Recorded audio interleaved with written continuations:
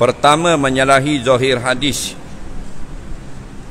Yang pertama itu. Kedua, tiada dikatakan taklid serta mengetahuikan dalil-dalil mereka itu. Ketiga, tidak didapat sekali-kali daripada perkataan ulama yang menyalahi Quran dan hadis, sehingganya terkadang disoreh dijelaskan pada perkataan ulama dan tiada disorehkan dijelaskan pada Quran dan hadis. Maka memadakan dengan mafhum dengan kepahaman yang didapat, kerana beberapa banyak hukum-hukum memadakan dengan mafhum-mafhumnya yang dipaham saja. Baik. Begini, masalahnya timbul 100 tahun dahulu lebih kurang.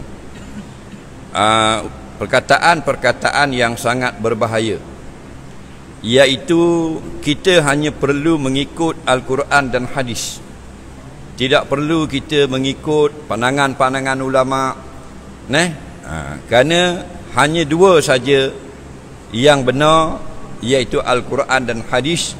Dan lagi pula perkataan ulama itu tiada dalil dan tiada boleh dijadikan sandaran. Ucapan ini sekarang kita tengok masih mendapat sambutan di kalangan orang Islam yang jahil, digula-gulakan, diperdaya, ditipu bahasanya hukum kita ni hanya dua saja sumbernya, iaitu Quran dan hadis. Tujuannya ucapan ini direka ialah nak merosakkan agama Islam itu sendiri. Jadi kalau disuruh umat Islam buang Quran dan hadis, orang lawang. Tapi kalau disuruh tinggalkan perkataan ulama, ikut Quran dan hadis saja, bunyinya manis. Dan itulah yang akan merosakkan agama Islam. Maka habislah orang kampung sampai orang semaya pun tafsir sendiri Quran. Orang Kijah pun tak ikut ulama dah, tafsir sendiri hadis. Itu jadi cara nak merosakkan. Faham lagi? Memang benar Al-Quran dan hadis adalah dua sumber yang original, yang tulen, yang paling tinggi nilainya sebagai sumber hukum Islam. Tetapi yang boleh memasangnya hanyalah pakar-pakarnya sahaja. Samalah dengan barang ganti kereta. Kalau kita pakai kereta Mercedes atau kita pakai kereta BMW, kita order spare part dia daripada Jerman, original. Fuel pump 2,800 original, bukan kopi dan sebagainya. Tetapi kita tak serahkan kepada pakar-pakar BMW untuk pasangnya, kita pasang sendiri. Nampak? Walaupun alat ganti itu original, asli, kita akan merosakkan kereta kita. Walaupun Al-Quran dan hadis itu yang asli, kita sebenarnya akan rosakkan agama kita, kerana kita menolak huraian-huraian ulama, kita sendiri yang huraikan Al-Quran dan hadis. Faham lagi? Dan ada juga pada setengah perkataan ulama itu, iaitu seperti sunat berlapaz usolli tidak dapat pada mantuqat, pada yang dilapaskan jelas pada Quran dan hadis, dan mafhumat atau yang dipaham keduanya Quran dan hadis, maka tiada dapat itu, tiada jadi hujah atas soreh, atas jelas perkataan ulama, kerana tiada sampai kepada ilmu yakin bahwasanya kaum muda, iaitu golongan yang tak mau ikut ulama itu, dan juga orang-orang lainnya telah meratai akan mantuqat atau yang dapat dibaca hadis dan mafhumnya hadis, dan mafhumat mana segala yang dipaham daripada Quran sah, maka diihtimal ditanggungkan ulama itu dapat pada kaum muda. Ini golongan yang nak tolak ulama itu tidak dapat serta telah sabit pada hadis suruh taklid dan mengikutnya ulama, dan tiada sabit sekali-kali hadis yang menegahkan. Istimewa pula seperti Imam kita Asy-Syafi'i itu sangat-sangat kuat dalil atas suruh mengikutnya dan taklidnya, iaitu Imam Syafi'i. Baik. Ada orang kata dalam Quran dan hadis tak suruh ikut ulama, suruh ikut Quran je. Nampak? Kalau begitu buat apa kita tak beli buku je? Anak kita tak payah pergi sekolah, kita beli buku, anak kita baca sendiri. Tak perlukan guru-guru untuk mensyarahkan apakah makna buku itu. Tak payah masuk universiti, kita beli buku universiti dan belajar sendiri di rumah. Buang masa kita pergi universiti, tinggal kapung tu bertahun-tahun.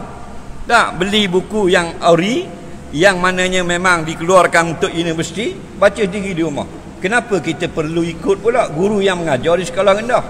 Kenapa kita perlu pula pergi di sekolah menengah, dengar huraian guru-guru sekolah menengah? Kenapa kita kena ikut pula? Nak, ketika mengambil diploma, kita kena masuk hadir dalam kelas-kelas. Nak, ketika mana pensyarah-pensyarah degree dan sebagainya memberi syarahan. Kerana apa? Kerana kalau kita pelajar sendiri yang mengambil hukum kepahaman daripada sumber iaitu buku, kita akan tidak ke mana-mana. Faham lagi? Mesti ulama. Nah, sebab tu dalam bab faham hukum agama, tugasnya kita kena ambil, kena serah pada ulama.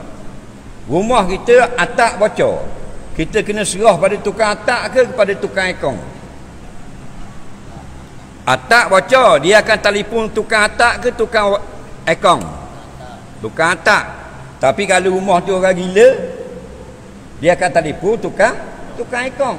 Kalau exhaust kita bocor kereta, kita buat pergi kedai keset ke kedai exhaust?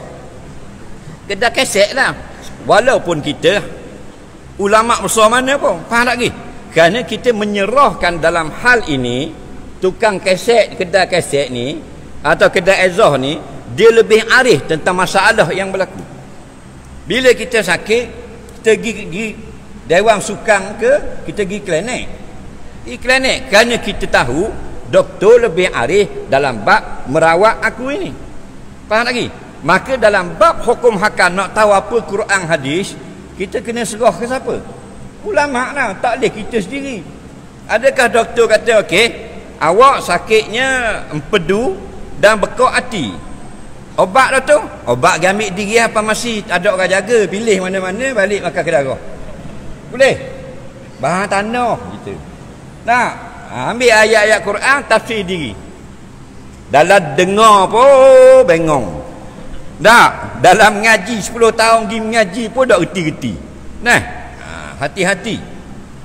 Dulu dia panggil kaum muda, lah ni dia panggil golongan salafi atau wahabi. Dah? Bukan daripada ahli sunnah wal jamaah yang hanya nak menolak pandangan-pandangan ulama. Sedangkan dalam Quran dan hadis suruh ikut ulama. Faham lagi? Fasalu ahla zikri in kuntum la ta'lamun. Kamu kena ikut ulama jika kamu bukan ulama. Faham lagi? Siapa dalam ni ulama, dia bangun.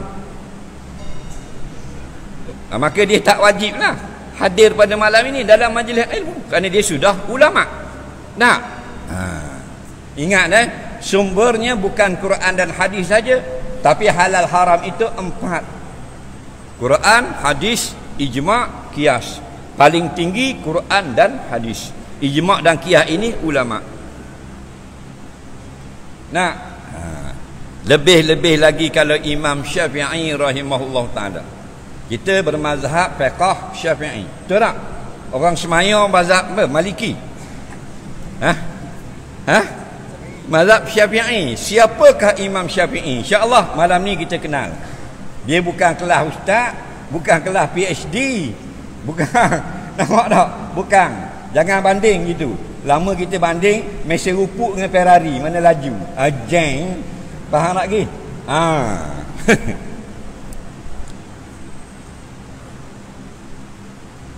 Kerana telah sabit bahawasanya ia Imam Syafi'i daripada kaum Quraisy. Kerana ia Imam Syafi'i anak Idris. Nama Imam Syafi'i Muhammad, ayahnya Idris. Anak Al-Abbas, anak Utsman, anak Syafi', anak Sa'id, anak Abdullah, anak Abdul Yazid, anak Hashim, anak Muttalib, anak Abdul Manaf, anak Qusay, hingga akhirnya. Dan Nabi kita Muhammad SAW itu bin Abdullah, anak Abdul Muttalib, anak Hashim, anak Abdul Manaf, anak Qusay, hingga akhirnya maka berjumpa ia pada titihannya pada Abdul Manaf. Imam Syafi'i dengan keturunan Rasulullah nak bertemu pada moyangnya yang kelima. Faham? Macam kita kalau temu belah tok, jadi sepupu belaka dah lah. Tok tu berapa lapis? 2 lapis. Imam Syafi'i jumpa dengan Nabi ni 5 lapis. Naik ke atas yang kelima, turun kat ni Rasulullah. Faham lagi? Jadi keturunan Quraisy. Apa ni Quraisy? Quraisy ini keturunan yang tidak menerima zakat. Faham lagi? Abdul Bani Hashim dan Bani Abdul Muttalib. Nah, keturunan yang paling mulia di atas muka bumi. Kenapa mulia? Kerana mereka kaya? Tidak. Kerana keturunan inilah yang melahirkan Nabi Muhammad sallallahu alaihi wasallam, pemimpin paling besar seluruh alam ini. Faham lagi? Jadi Imam Syafi'i dalam 4 orang imam mazhab, Imam Syafi'i, Imam Hanafi, Imam Maliki, Imam Hanbali, Imam Syafi'i saja keturunan Rasulullah. Faham lagi? Bolehkah kita berbangga dengan keturunan kita? Boleh. Tak salah. Ingat tak?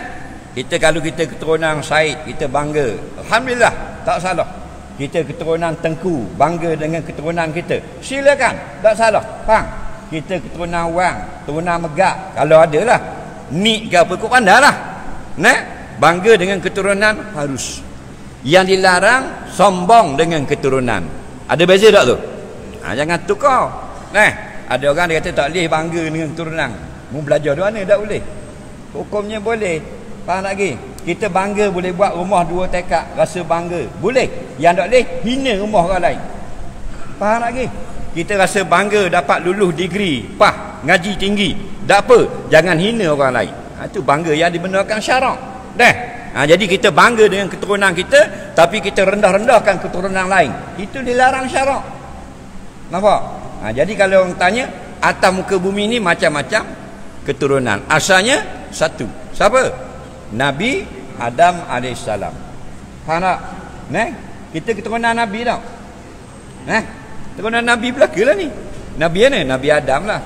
Nabi kata antum min Adam. Antum ni kamu semua. Awak semaya, awak kijau, awak lagang. Faham tak lagi? Awak Batu Buruk, awak Terengganu, awak Jetih. Awak Kuala Lumpur, San Francisco, Ukraine. Faham lagi? Moskow. Semua tu antum min Adam, daripada keturunan Nabi Adam alaihi salam. Wa Adamu min turab, Nabi Adam dari tanah. Faham lagi? Jadi kita anak beranak tak ni? Anak beranak tak? Anak beranak Kita dengan Joe, anak beranak tu Joe Biden. Kenal tak? Siapa dia? Presiden Amerika. Anak beranak kita tu. Tapi dah jauh, dah ingat dah kita. Faham lagi? Anak beranak kau mana pula? Kau Nabi Adam Ke tak betul? Ya. Jadi Allah jadikan asalnya satu, berselerok duduk di bumi, li ta'arafu bainahum, supaya kita saling mengenal sesama kita. Tapi kita bukan saling mengenal, saling berbunuh-bunuhan. Mu tembak aku bung aku, tembak aku bung mu. Tak? Ingat kita ikut Imam Syafi'i. Imam Syafi'i keturunan Nabi Muhammad sallallahu alaihi wasallam, titihnya yang kelima sampai kepada titih ya Nabi Muhammad sallam pada Siti Fatimah dan Sayyidina Ali, Hasan dan Husain. Okey? Jadi dalam 4 orang imam mazhab, Hanafi, Syafi'i, Maliki, Hanbali, Imam Syafi'i kita keturunan Sayyid. Okey? Nama dia Muhammad. Bukan nama Imam Syafi'i dia. Imam bukan Syafi'i. Nama dia Muhammad. Ayah dia Idris. Syafi' itu toknyang dia yang kelima. Jadi daripada nama Syafi' itulah digelar Imam Syafi'i. Mana imam keturunan Syafi'. Lagu tu. Maka tetap ia Imam Syafi'i daripada kaum Quraisy, maka masuklah ia Imam Syafi'i dalam a'immah, iaitu imam-imam pada sabda Nabi sallam, al-a'immah min Quraisyin, artinya bermula imam-imam itu daripada kaum Quraisy. Riwayat Bukhari dan Muslim. Dan makna imam itu orang-orang yang diikutkan. Dan lagi tersebut pada Sahih Muslim daripada Jabir radhiyallahu anhu, sabda Nabi sallam, an-nasu tabi'un li Quraisyin fil khairi wasyari, artinya bermula manusia itu ikutan bagi kaum Quraisy pada kebajikan dan kejahatan. Allahu Rabbi. Imam Syafi'i bukan macam Haji Syafi'i. Imam Syafi'i bukan macam Encik Syafi'i. Dah.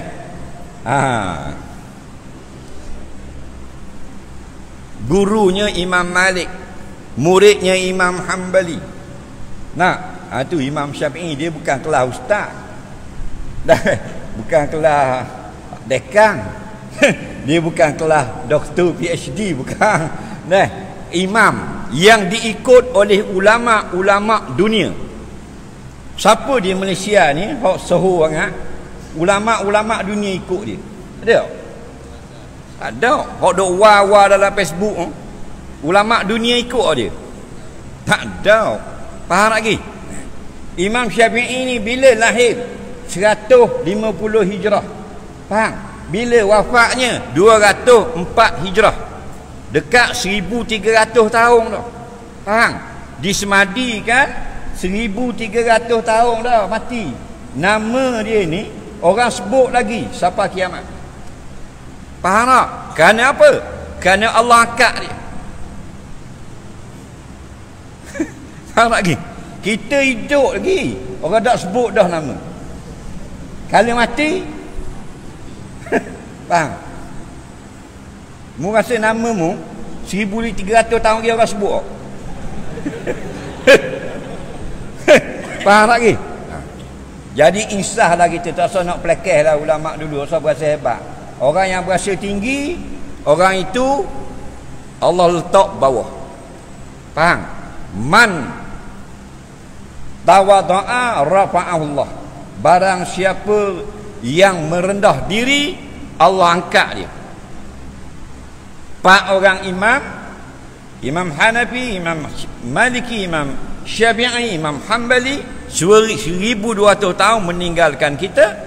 Namanya orang sebut setiap hari di dalam dunia sekarang. Faham lagi? Kenapa? Kerana mereka tawadhu, ilmunya banyak dan tawadhu. Faham lagi? Kita ilmu tak ada, cakap besar. Faham lagi? Batu hidup ni orang tak sebut dah. Kalau mati, kau lah balik awal kita. Dah. Ada kau kata lah Imam Syafi'i macam kita kau. Hodoh sedap gamuk macam mung. Buat hari kat muka nak tengok macam mung. Dah. Dia kata Imam Syafi'i macam kita kau. Betul lah, hidung ada, tarik mata ada. Tapi sama ke dengan mung kepala otak? Ilmu sama dengan mu ke? Warak sama dengan mu ke? Amalan sama ke mu ke? Kedudukan dia sama dengan mu ke? Faham? Kubur dia hari-hari lagi. Ulama lagi. Bukan hak kita ayam bulu balik ni. Ulama dunia lalu di Kairah, di Mesir, akan ambil masa untuk ziarah kubur orang yang alim di atas muka bumi. Nampak? Keturunan Nabi SAW. Nah, Mangga kubur mu'i kan mana lagi? Faham lagi? Tu. Jadi kita tak ada kelebihan. Kita tumpanglah berpayung di bawah orang yang ada kelebihan seperti ini. Mudah-mudahan dapat barakah mereka. Itu je. Dan sabda Nabi sallallahu inna alima Quraisy yamla'u tibaqal ardi ilma. Artinya bahasanya yang alim daripada kaum Quraisy itu memenuhi akan muka bumi ilmunya. Ada satu hadis yang berbunyi inna alima Quraisy yamla'u tibaqal ardi ilma. Ada sungguhnya ada seorang alim dari keturunan Quraisy, ilmunya penuh bumi. Dalam hadis ni gitu je kata. Tak khabar siapa. Siapakah yang Nabi maksudkan dalam hadis ini? Siapa? Bukan kerja kita, ulama yang kaji. Di antaranya Imam Hanbali mengkaji hadis ini. Faham? Dalam kitab Syarah Musnad Imam Ahmad ada menceritakan pandangan-pandangan ulama, siapakah yang dimaksudkan dalam hadis ini. Sungguhnya ada seorang bangsa Quraisy, ilmunya yamla'u tibaqal ardi, ilmunya penuh segala gunung-gunung, bukit-bukit, lembah-lembah dan lautan pada bumi. Maknanya banyaknya ilmu dia. Nah, maka menanggung mereka itu ulama akan yang alim pada hadis itu ialah imam kita Syafi'i rahimahullah ta'ala. Nya kaji hadis. Hadis ni tidak maksud lain kena ke Imam Syafi'i. Nampak? Ke kena ke geng-geng Facebook. Faham lagi? Dah. Yang ni dikendaki dengan yang alim yang dipujikan pada hadis itu ialah imam kita Syafi'i radhiyallahu an. Bermula wajah bagi ini tanggung kok mana dapat kena Imam Syafi'i, kerana bahasanya yang alim-alim daripada sahabat Nabi radhiyallahu anhum tiada dinakar daripada tiap-tiap seorang daripada mereka itu melainkan akan beberapa masalah yang boleh dibilangkan dia masalah jua, kerana adalah petua mereka itu tertentu atas yang telah jatuh saja yang berlaku. Bahkan adalah mereka itu sahabat menegah mereka itu daripada bertanyakan daripada barang yang belum jatuh. Dan ada pun mereka-mereka yang kemudian daripada mereka itu sahabat yang mengarangkan kitab-kitab, maka tidak ada pada mereka itu bangsa Quraisy, bukan bahasa itulah, bangsa Quraisy dulu daripada imam kita Syafi'i, dan tiada bersifat ini sifat oleh seorang yang dahulunya dan tiada kemudiannya, maka tak kala itu maka tetaplah dikendaki dengan yang alim itu ialah imam kita Syafi'i. Maksud hadis ini memang Imam Syafi'i, kerana sahabat ramai yang alim, tapi ilmu itu masalah-masalah yang dinukilkan daripada para sahabat bukanlah sepenuhnya, tapi masalah-masalah yang tertentu sahaja. Nampak? Nah, sebab tu kalau kita mengaji kitab-kitab ulama ni, bukan kita meninggalkan Quran dan hadis. Kita mengaji kitab ulama, itulah cara kita nak dapatkan makna yang betul apakah itu Quran dan hadis. Sebab tu kitab-kitab ulama macam Imam Syafi'i contoh, kitab walaupun bab air, mula-mula dalilnya mesti ayat Quran. Kalau dia kata air ni boleh air mutlak, mana dalil ayat Quran. Lepas pada ayat Quran bawa mari hadis. Faham lagi? Jangan kata kita je ikut Quran hadis, kita baca kitab ulama tak ikut Quran. Mereka lah yang dulu ikut Quran dan hadis. Jangan kita rasa kita betul pada ulama pula. Dah? Kata Imam Syafi'i dalam kitab Ar-Risalah, la yahilu li ahadin an yakula hadha halalan wa hadha haram illa min jihatil arba' al-Quran wa sunnah al-qiyas wal ijma'. Tidak halal seseorang pun berkata-kata atau menulis status atau apa saja dia kata ini halal ini haram, tak boleh kata, diam sudah, melainkan dia faham 4 perkara: Quran, hadis, ijma', qiyas. Learning amal bercakap hukum. Nampak? Belajar dah amal, kau nak bercakap hukum amal. Dan akhir sekali Tuhan tunjuk learning nak kebinasaan umat kita ni. Orang-orang jahil pula lawang ulama-ulama. Mufti pun dia canggah. Nah, tok guru pun dia bahas lagi. Dia bapak jahil. Dia lah pendek batu kotak-kotak. Tapi dia boleh lawang perkataan ulama. Kenapa? Kerana mereka telah diperdaya oleh syaitan. Nampak? Boleh dengar YouTube 3-4 kali ngajar, syaitan mari dalam hati, mustarah Imam Syafi'i dah ni. Boleh copy paste 5-6 kali dalam WhatsApp, dalam TikTok, berasa macam Imam Ghazali dah hebat. Padahal mereka berpuluh-puluh tahun duduk bersila di depan ulama, ribu guru. Guru je ribu, guru hadis, guru tafsir, guru fiqh, ribu orang. Kita tak usah kata ilmu tafsir, alik betul tak apa. Faham lagi? Dia mana alik betul ni? Aku nak tanya. Mana alik betul? Mana alik betul? Alik betul kita. Amzah he. Tak usah amzah he.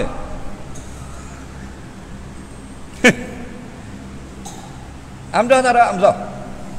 Amzah benda tahu tak amzah? Amzah tu lah alik ada cakap datang hang. Amzah anak afala ta'lamun. Adakah kamu tidak tahu? Amzah benda. Hamzah tak usah tafsir, tak usah hadis, faham? Hamzah istifham. Istifham taubih, tangkir, hakiki. Hamzah ni. Alik betul kita tak faham tau. Faham lagi? Nak canggah ulama, orang kata gini dia kata gitu, kata gitu kata gini. Tanya nahwu kan tu baik tahi. Faham lagi?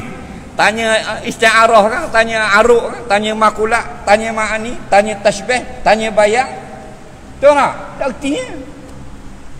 Itu kita, tapi kita ditipu oleh syaitan sehingga kita rasa kita boleh membetulkan pandangan-pandangan ulama.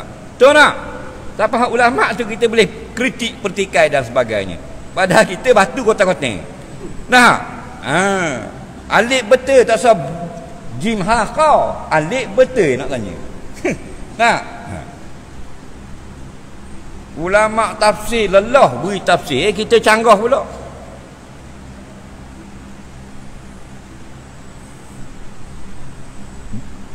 Bismillah tak? Bismillah. Bismillah aja tak sebut. Mengaji sebut bismillah. Aja. Mu mengaji lagi bab bismillah. Siapa yang ngaji dah? Siapa yang alim? Bismillah. Dah surah Al-Kahfi Ankabut nak tanya bismillah. Siapa sini alim bismillah? Nampak?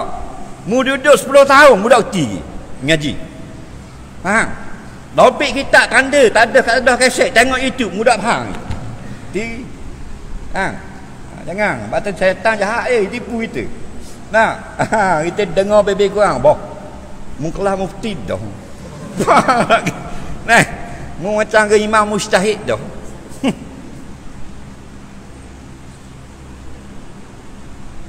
Bismillah. Bersiming. Benda mana ber? Nah. Simi dia asal alik simi. Mana alik? Ngaji ah. Balik sekarang Google. Asal bi ismillah. Ismi tu nama. Ma ismuka. Apa nama kamu? Alik siming. Alik mana? Tinggal bengesing lah tu. Mana alik? Tu ilmu tak? Google lah. Bulan depan jawab. Nah, itu ilmu. Dasar sing tu. Ber tu dulu. Ber kalau kita ngaji nahwu, dia ada berdua ber. Haraf ja, haraf kosong. Baik, ber ni haraf ja, bukan haraf kosong. Haraf ja ni kalau ber dia ada dua. Satu zaidah, satu hakiki. Faham lagi? Ber tu hakiki ke zaidah? Dah. Bengong tak? Nak tanya bengong tak? Bengong tak apa? Itulah ulama tak sama dengan kita. Faham lagi? Supaya kita rasa Allah wadahnya aku ada tahu benda aku. Nah, orang tulis punya skrin dalam WhatsApp mengerti nak bahas ni, nak tanya ni. Ber ni zaidah ke asli? Kalau asli muta'alaq di mana? Muta'alaq di dua, am ke khas? Khas tak am, ta'alluq am khas itu fi'il dan isim. Ta'alluq khas isim. Takdir mana? Ta'alluq khas fi'il. Takdir mana? Bos ber. Faham tak? Faham tak? Tak faham tak faham ujung. Nak khabar mu bukan ulama. Ulama jauh lagi. Tu aku tanya, aku ulama jauh. Dah kalau nak ulama kupah terberok macam mu. Faham lagi? Saya khabar ni supaya barulah nampak gap. Rupanya pandai ulama ni. Jauhnya kita ni orang jahil. Betul tak? Jadi bila kita rasa rendah diri dah, aku ni jahil, barulah selamat kita. Pasal ramai duk berasa pandai. Nak duk berasa pandai dah. Neh. Dah yang ngaji dah. Boleh kritik dah tutup guru. Neh, tok guru diang. Mu nak kata ajar rimah. Dia tahu dah bodoh. Faham lagi? Nak, takkan nak cakap dah sudah. Nah, hati-hati lah. Petika. Maulana Zakaria buat pada amal. Dia kritik. Dia kata tak reti hadis. Pasal apa Maulana Zakaria pergi letak dalam qada'i amal kita hadis dhaif banyak dalam. Maulana Zakaria tu faham tak? Dia ulama hadis, bukan jamu kaki kritik orang. Dia buh hadis Noel tu kan dia ulama dah tu. Mu tahu apa? Nak. Dan awak gua ni. Akhir zaman dah. Balik kita semula insaf diri, rasa rendah diri, rasa jahil, barulah kita hormat orang lain. Kalau kita berasa kita hebat, kita akan sombong dengan orang lain. Maka sombong yang paling rugi ialah sombong dengan alim ulama.